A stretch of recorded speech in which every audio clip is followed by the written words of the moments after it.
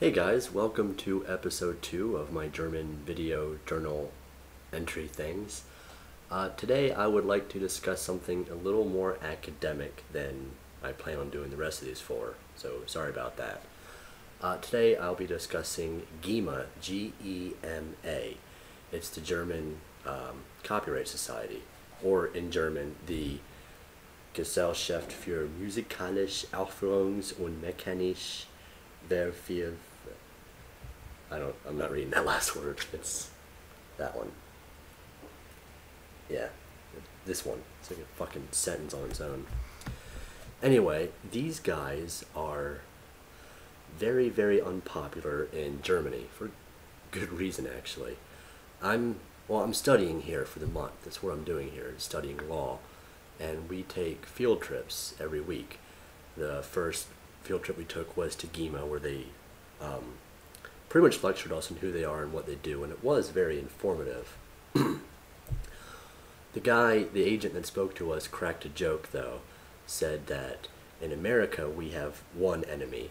In Germany, they have two enemies, taxes and GEMA, which I'm really starting to see is the case.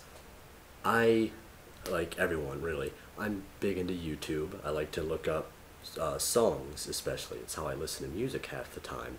But in Germany, anything online with music in it is taken down. So YouTube songs are completely out. Almost any clip on it, Hulu, HBO Go, Netflix, all of it. Well, most of it. There are a few that still hold out, but you have to pay GEMA money for pretty much anything. Really, anything. Anything that involves music, they get they get to cut a little bit of profit off that. For instance, if you are a doctor and in your waiting room you like to play some music, the radio or CDs, then a GEMA agent will stop by your house and knock on your door and demand that you fill out the appropriate paperwork and pay them. Now you can do this in one of two ways. Well, one of several ways actually, but two big ones. One, you just do a sort of all-inclusive, I pay you guys about, for like a doctor, 200 euros a year. That's about $350 a year. Or a cheaper way that GEMA actually prefers is you pay them a certain amount, I don't know how much, but I'm sure it adds up, a certain amount per song for a musician, and you have to record it. That way GEMA knows who gets the money, which of their members they can pay. Generally, if you're a musician in Germany, you join GEMA to get a cut of this profit everywhere. It's really all-inclusive. It's not just the internet. It's, like I said, the doctor's office.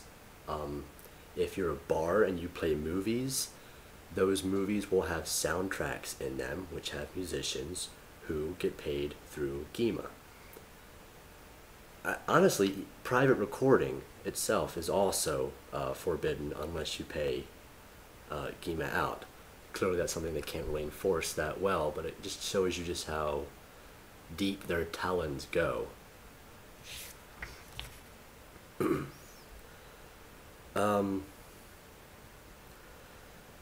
On the YouTube note, somebody asked them about YouTube, and the agent that spoke with us mentioned, and he said very, very calmly and but bluntly, that they don't block videos on YouTube.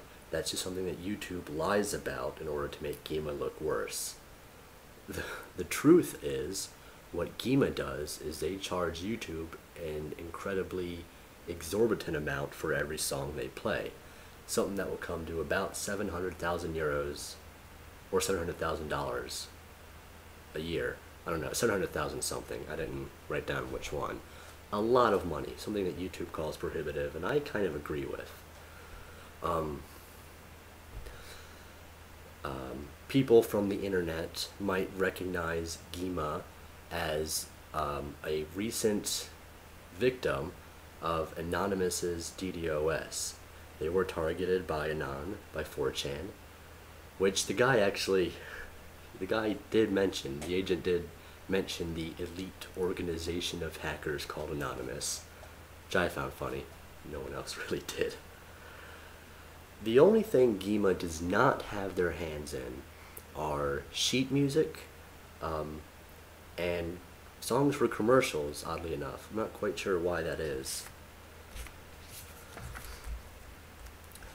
I'm not fond of this. I don't want to get into my own opinions on copyright and intellectual property theories and opinions, but I really, it's really, really restrictive. For obvious reasons, one I just mentioned, and one that I will admit is due to my own ignorance. The guy there straight up told us it was too complicated to explain this, but I'd like it explained. In Germany, unlike America, you can't actually sell your intellectual property rights. That's just something the law doesn't allow. The European Union is big into what are called moral rights. That is, not moral as in ethical, moral as in you are the guy who created this work of art, therefore it's yours, it's a part of you. Very Hegelian for those who know philosophy. Sorry. Anyway, in Germany you can't sell your rights, but you can transfer them. That's the part I'm confused on. I don't really understand what the difference is. Then again, I'm sure there is an explanation, I just don't know it. That's how GEMA works. GEMA is not a government-run organization. GEMA is it's like the RIAA, kind of America. They do slightly they have slightly different purposes, but they essentially do the same thing as far as consumers are concerned.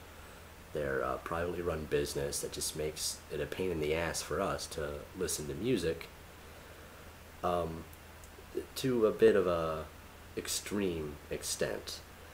I do believe that artists should get their reward for creating the art, but charging everyone everywhere at all times a fee for any public use at all, ever, is a bit extravagant. And since I am starting to go off on a soapbox about my personal opinion on copyright law, I'll just end it there. My next video blog will be about traveling around in Munich, so hopefully that'll be a little bit more entertaining and less, law. Okay guys, thank you for watching.